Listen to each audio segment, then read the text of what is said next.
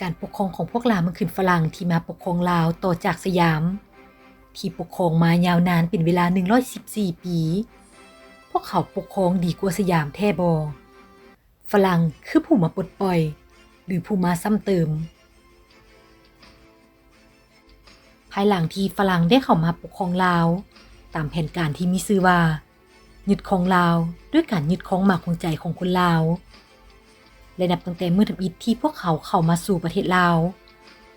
พวกเขาได้เดินทางไปทั่วทุกหนทุกแห่งในอาณาจักรลาวล้านซางทางฝั่งซ้ายของแม่น้ำคองในแต่ละบอนเขาได้ขนขวายอำนาจการปกครอง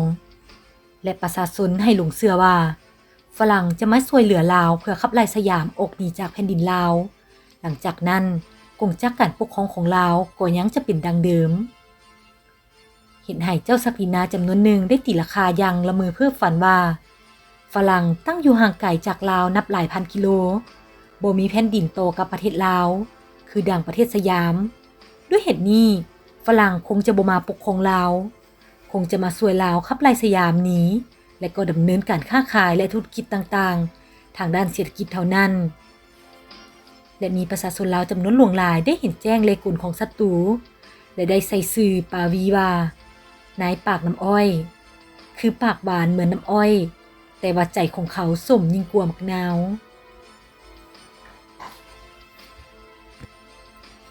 ภายหลังสิ้นสัญญา3ตุลา1893แล้วพวกเขาก็ได้ครอบครองประเทศลาวในฐานะเป็นหัวเมืองขึ้นของพวกเขาได้ตีราคาประเทศลาวฝั่งซ้ายแม่น้ำคองเป็นเพียงป้อมยุทธศาสตร์เพื่อประเสริฐหน้าต้านอิทธิพลทางด้านการเมืองและการทหารของอังกฤษและสยามพวกเขาตั้งให้ดินแดนลาวเป็นแนวป้องกันดินแดนตุงแกงอันนามโกแซงซินและกัมพูเจียและยังเป็นฐานทัพที่สำคัญเพื่อหนีบหัดและนับคู่กำลังฮักซาดที่อยู่ในแคว้นอื่นๆในอินโดจีนอย่างเป็นประจำยิ่งไปกว่านั้นพวกเขายังตีราคาว่าในกรณีที่ตุงแกงอันนามและโกแซงซินสามารถต่อสู้และขับไล่ฝรั่งหนีพวกเขาจะใช้แผ่นดินลาวเป็นฐานที่มั่นบุกตาวโจมตีคืนอย่างสะดวกสบายสำหรับฝรั่งประเทศลาวกลายเป็นที่ตั้งยุทธศาสตร์ทางด้านการเมืองและทางด้านการทหารดังนั้นพวกเขาจึงปกครองลาวแบบโดยกงและจึงเอาทัศนะข้างเทิงนี้เป็นพื้นฐานเพื่อวางนโยบายทางด้านการเมืองเศรษฐกิจวัฒนธรรมสังคมสำหรับภายในและทางด้านการเมืองต่อต่างประเทศอีกด้วยพวกลาวเมืองขึ้นฝรั่งจะใช้หลักตำราอันเก่าแก่คือแบ่งแยกเพื่อปกครองแบ่งแยกระหว่างภาคเหนือภาคใต้สั้นคนชนเผ่าเพศวัยศาสนาและอื่นๆพร้อมทั้งแบ่งแยกลาวตุงแกงอันนามกัมพูเชียออกจากกันพวกเขาได้ยกย่อเจ้าชีวิตหลวงพระบางที่มีคุณงามความดีตัวพวกเขาและสำหรับคนที่เกิดอยู่ในอาณาจักรหลวงพระบางจะถือว่าเป็นคนลาวใต้อารักขาของฝรั่งและมีอภิสิทธิ์ส่วนใดส่วนหนึ่งคนลาวในแขวงอื่นๆแม้นอยู่ในฐานะเป็นเมืองขึ้นของฝรั่งและคนลาวที่อยู่ฝั่งขวาแม่น้ำคองแม้นอยู่ใต้การดูแลเบิ่งแยงของกฎหมายฝรั่ง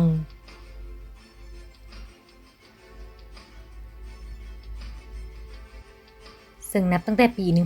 1893 จนถึงปี 1895 พวกฝรั่งได้ปกครองประเทศลาวโดยใช้กลอุบายว่ารักษารูปเดิมทุกอย่างเพื่อเอาใจพวกศักดินาลาวตามคำสัญญาของปารีสที่ได้ให้ไว้กับเจ้าชีวิตอุ่นคำดังนั้นพวกเขาจึงได้ยั่งยืนแบบจอมปลอมตัวพวกศักดินาลาวว่ารัฐบาลฝรั่งรับรู้และเคารพอำนาจสิทธิ์และอภิสิทธิ์ของพระบรมวงศานุวงศ์และรูปการปกครองเดิมของลาวทุกอย่างคือให้มีเจ้าชีวิตมีหอสนามหลวงตามแบบรูปลาวบูหารเดิมอันประกอบด้วยเจ้าอุปราชเจ้าราชวงศ์เจ้าราชบุตรเจ้าราชสัมพันธวงศ์เจ้าราชภักดินัยเจ้ากรมขุนเจ้ากรมพระคลังเจ้ากรมตำรวจเจ้ากรมมาแสงเจ้ากรมมาสร้างเจ้ากรมมาเจ้ากรมมานาเจ้ากรมมาวังเจ้ากรมมาหมอเจ้ากรมอักษรเจ้ากรมมหาดเล็กเจ้ากรมสีพายเจ้ากรมดนตรีเจ้าพญาหลวงเมืองขวาเมืองซ้ายเมืองแสนเมืองจันทน์เมืองกลางพญาเพียแสนหมื่นเท่าและการจัดการปกครองท้องถิ่นก็มีแขวงเมืองบ้าน และพวกเขายังได้จัดตั้งให้มีตาแสงตื่มอีกเพื่อเอาใจใส่พวกศักดินาลาวและเพื่อหลอกลวงประชาชนลาวแต่พื้นฐานทางด้านกฎหมายที่กำหนดเอาการพัวพันระหว่างฝรั่งกับลาวยังบ่มีและก็บ่ได้มีการตกลงเจรจากันและเซ็นเอกสารใดๆเพื่อรับประกันสิทธิ์ขอบเขตหน้าที่ระหว่างสองฝ่ายและมาฮอดปี 1894 โดยเห็นว่าเจ้าอุ่นคำเฒ่าเกสลาแล้วป่าวีจึงเสนอให้เจ้าสักกลินเข้ามารักษาตำแหน่งเจ้าชีวิตในวันที่ 5 มิถุนายน ปี 1894 ป่าวีได้ถูกแต่งตั้งเป็นผู้ตั้งหน้ารัฐบาลฝรั่งประจำเจ้าสักกลินในเดือนกรกฎาคมปีเดียวกันนี้ป่าวีได้จัดตั้งแขวงต่างๆขึ้นใหม่โดยให้ทอนโฮมเอาหลายเมืองเข้าเป็นแขวงหลายตาแสงเข้าเป็นเมืองหลายบ้านเข้าเป็นตาแสงให้ละเอียดกว่าเก่าเนื้อที่จะจัดการปกครองให้มีแบบแผนแน่นหนาแต่ว่าเพื่อปกป้องปิดลับเลขกลอันลึกลับของตน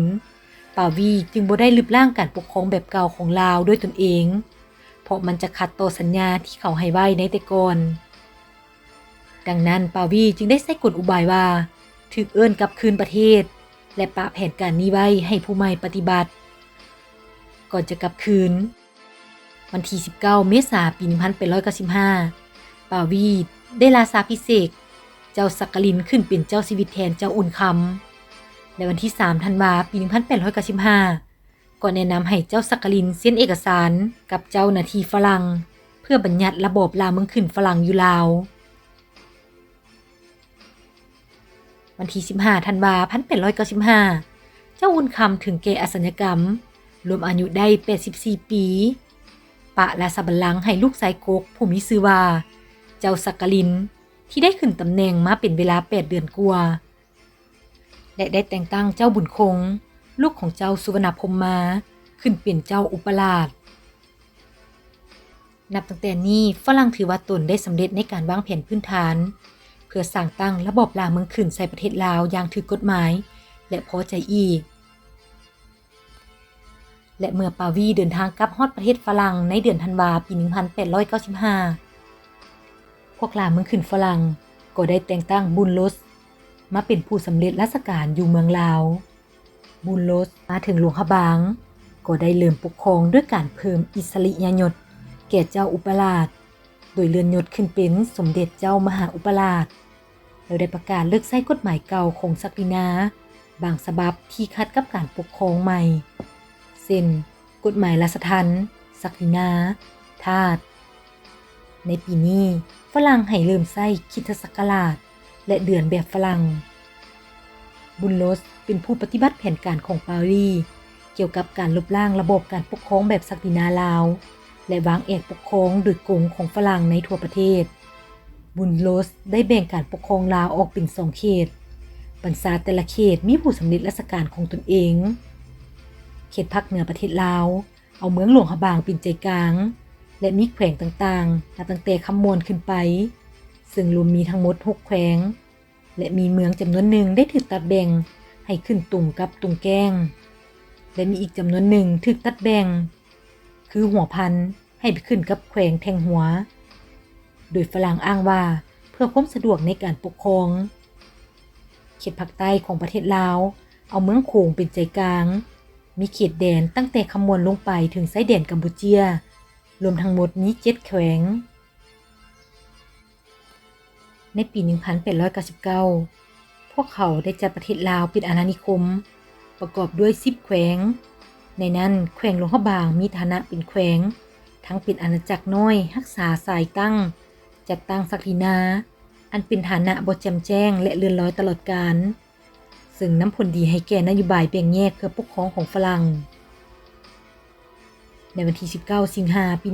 1899 แปนดูแม่ผู้สำเร็จราชการใหญ่ฝรั่งประจำอินโดจีนได้มีคำสั่งให้จัดเอาลาวเข้าเป็นแคว้นที่ 5 ของสหพันธ์อินโดจีนในระยะเดียวกันนี้ประชาชนลาวได้พร้อมกันต่อสู้อย่างฟดเดือดเพื่อทวงให้ท่อนโฮมประเทศลาวเข้าเป็นอันหนึ่งอันเดียวกันตั้งแต่ภาคเหนือตลอดฮอดใต้โดยเอาเวียงจันทน์เป็นนครหลวงคือแต่เก่าต่อหน้าการต่อสู้อันนับมือนับข้องขวงและแข็งแรงดังนั้น โดยปฏิบัติทฤษฎียึดครองลาวด้วยการยึดครองเอามากหัวใจของคนลาวที่พวกลาวเมืองขึ้นฝรั่งวางออกนั้นปนดูแม่จึงยอมตกลงรวมเอาประเทศลาวที่พวกเขาตัดแบ่งออกเป็น2เขตนั้นเขาเป็นประเทศลาวอันเป็นเอกภาพโดยตั้งเวียงจันทน์เป็นนครหลวงคือเก่าดังนั้นพวกลาวเมืองขึ้นฝรั่งจึงได้ถือเอาสวรรณเขตเป็นเมืองหลวงชั่วคราวแล้วพวกเขาก็ได้ดำเนินการก่อสร้างโครงการต่างๆขึ้นอยู่เวียงจันทน์เมื่อสำเร็จส่วนใหญ่แล้วพวกเขาก็ยกมาตั้งนครหลวงอยู่เวียงจันทน์ในปี 1899 และในปีนี้เองพวกเขาได้แบ่งการปกครองลาวออกเป็น2ส่วนคือส่วนกลางและส่วนท้องถิ่นให้ถูกต้องตามลักษณะเป็นรัฐคือกับแคว้นอื่นๆของสหพันธ์อินโดจีนฝรั่งในการปกครองส่วนกลางของแคว้นลาวพวกลาวเมืองขึ้นฝรั่งถือว่าประเทศลาวเป็นเมืองขึ้นหรืออาณานิคมแต่มีแขวงหนึ่งมีอภิสิทธิ์เป็นเมืองอารักขาคือแขวงหลวงพระบางประมุขของแคว้นลาวแม่นคนฝรั่งคือมีผู้สำเร็จราชการฝรั่งประจำแคว้นลาวซึ่งถือว่าเป็นผู้มีอำนาจสูงสุดในแคว้นลาวและสูงกว่าเจ้าชีวิตประจำมหานครหลวงพระบางอีกด้วยผู้สำเร็จราชการประจำแคว้นลาวมีสภาที่ปรึกษารัฐการและมีเพียงสภาเดียวคือสภาที่ปรึกษาคนพื้นเมืองซึ่งมีหน้าที่ให้คำปรึกษาต่อผู้สำเร็จราชการสูงสุดประจำแคว้นลาวตามแต่ผู้สำเร็จราชการจะบงเรื่องมาให้พิจารณาและในแคว้นลาวยังมีอนุสภาการค้าและอนุสภาเกษตรนอกจากนั้นยังมีคณะกรรมการเทคนิคต่างๆเช่นเดียวกับแคว้นอื่นๆองค์การต่างๆเหล่านี้มีหน้าที่ให้คำปรึกษาเกี่ยวกับเวียกงานวิชาเฉพาะของตนให้แก่รัฐบาลตำแหน่งรองลงมาจากผู้สำเร็จราชการสูงสุดมี15ตำแหน่งคือ 1. ผู้กวดกาการปกครองและการเมือง 2. รองผู้สำเร็จราชการสูงสุด 3. หัวหน้ากองไปรษณีย์โทรเลข 4. ผู้บัญชาการตำรวจ 5. หัวหน้ากองการคลัง 6. หัวหน้ากองภาษี 7. หัวหน้ากองสาธารณสุข 8. หัวหน้ากองสัตวแพทย์ 9. หัวหน้ากองป่าไม้และน้ำ 10. หัวหน้ากองโลหะกิจ 11. หัวหน้ากองเกษตร 12. หัวหน้ากองโยธาธิการ 13. หัวหน้ากองกรรมาธิการ 14. หัวหน้ากองทะเบียนทรัพย์สิน 15. หัวหน้าแผนกกองกลางซึ่งตามธรรมดาแล้วมี3ตำแหน่งในแต่ละตำแหน่งดังกล่าวนั้นแม้นมีเจ้าหน้าที่รองลงมาตามสมควรในการปกครองส่วนท้องถิ่นในแคว้นลาวพวกลาวเมืองขึ้นฝรั่งได้แบ่งเขตการปกครองลาวในปี 1899 ออกเป็น10แขวงคือ 1. แขวงเวียงจันทน์ 2. แขวงหลวงพระบาง 3. แขวงพวนหรือเอิ้นว่าตาดนินหรือเสียงขวาง 4. แขวงหัวพัน 5. แขวงหัวของ 6. แขวงหลวงพระบาง 7. แขวงคำมวน 8. แขวงสวรรณเขต 9. แขวงสารวันและ 10. แขวงจับปะซักในแต่ละแขวงนั้นจะมีเจ้าแขวงคนฝรั่งเป็นผู้เฮ็ดเวียกรับผิดชอบสูงสุดในการปกครองแขวงต่ำกว่าเจ้าแขวงลงมาแม่นรองเจ้าแขวงคนฝรั่งอาจจะมีผู้1หรือ2คนแล้วแต่แขวงใหญ่น้อยรองเจ้าแขวงแม่นผู้ช่วยเหลือเจ้าแขวงหรือรักษาการแทนในเมื่อเจ้าแขวงไปเฮ็ดหน้าที่บ่ได้ต่ำกว่าแม่นหัวหน้าโครงการของแขวงและแม่นหัวหน้าแผนกซึ่งมี8แผนกเป็นผู้ช่วยเวียกหัวหน้าแผนกแม่นมีลามเสมียนพนักงานตามจำนวนสมควรแผนกการประจำแต่ละแขวงจะมี9แผนกคือ 1. แผนกตำรวจแขวงหรือเอิ้นว่าทหารซิ่ว